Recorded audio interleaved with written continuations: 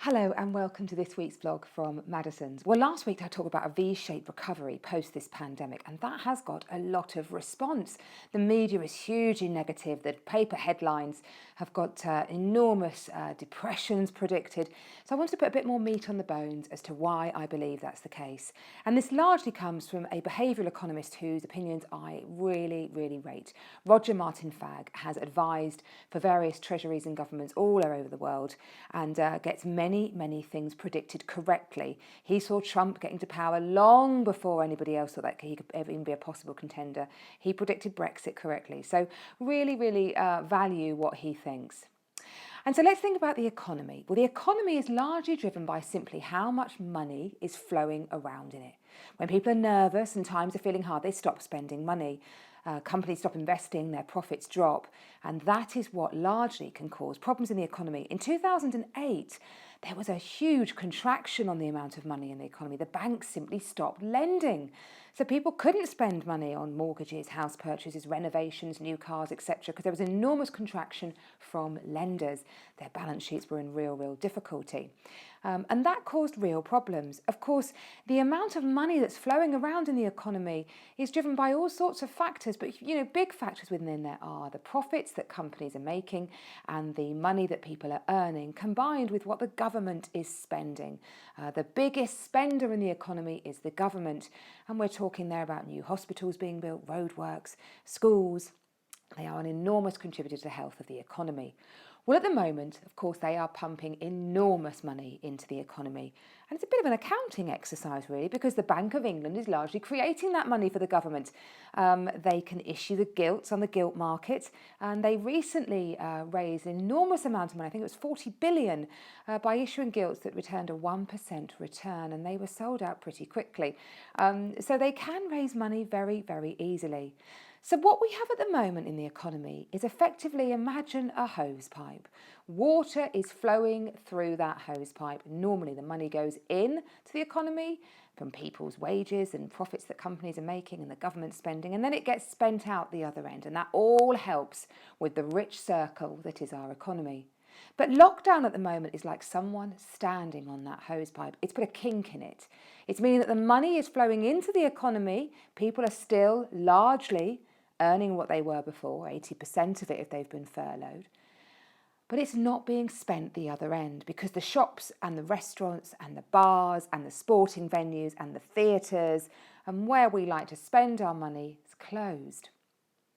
So let's imagine post the lockdown ending, that foot will get lifted off that hose pipe.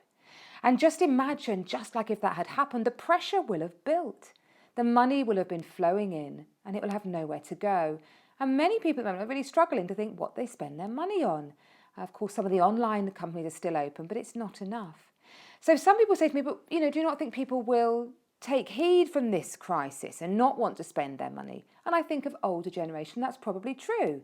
They have a more conservative outlook. They've been through various problems in the past where rationing and austerity were the order of the day. But certainly for the young, the baby boomers, which I would be deemed at, the Gen X, the Gen Ys and the millennials, they don't feel like that at all. They like to spend their money. They spend almost every penny of what they have. They save very little. And I was talking to a friend of mine the other day, younger than me. She said, Deborah, I've never felt so wealthy before. There's so much money in my current account. I cannot wait to get out and spend it. And that's what I think will happen. The kink will be taken out of the hose pipe. The money will flow, people will spend, and it will bounce back. The question is how long it will take to bounce back pending lockdown. And there's enormous debate going on in government at the moment as to when lockdown will be lifted. Because the health of the nation is one thing, but the mental health of the nation is another thing. And I think it's felt that we cannot stay in this scenario for much longer simply because of people's mental health states. Domestic abuse has gone up hugely and people need help. So arguments I've heard against that, I've been speaking to lots of buyers, lots of sellers this week, and I've been getting lots of objections. So, Deborah, how will the government ever repay its debt? Repayment of debt actually isn't an issue. It's just the servicing of the debt that is. Anybody who's got a mortgage will know that. Interest-only mortgages exist. As long as you pay your interest, the lender doesn't really care, to be honest, until it gets to repayment date. And did I hear that the spend of the Napoleonic War back at the beginning of the 1800s was literally cleared a few months ago? So the repayment of the debt isn't an issue. It's the actual servicing of the interest. And to put it into context, with the amount of money the government's trying to raise, the servicing of that interest would be met by putting 2p on the basic rate of tax. So the servicing of the debt isn't a huge issue. What about unemployment? I get told about a lot. Well, the reality is those who are unemployed at the moment are largely the lower earners. A lot of industries are still doing very, very well in this situation. Restaurants, bars, things like that, they are on their knees. There's no doubt about that at all. But other industries are actually booming. So unemployment, actually, we've got really, really full employment at the moment, and there might be a bit of unemployment, but it tends to be the demographic that doesn't hugely affect the housing market. Prices dropping, I don't see that happening. People talking about the stock market, it's dropped by 30-40%. The reality is most of us don't have any money invested in the stock market unless it's our pension.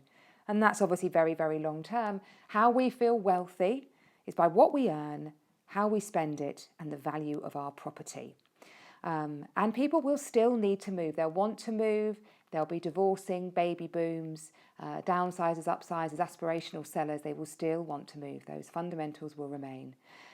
And what about Brexit? That's going to be looming, January 2021. And I think the reality is the deal will be easier now. They'll put together a very sketchy trade deal. Lots to focus their minds on at the moment. Sketchy trade deal, and that will be well. So all in all, I am feeling positive, and I hope after this you are too. Bye-bye.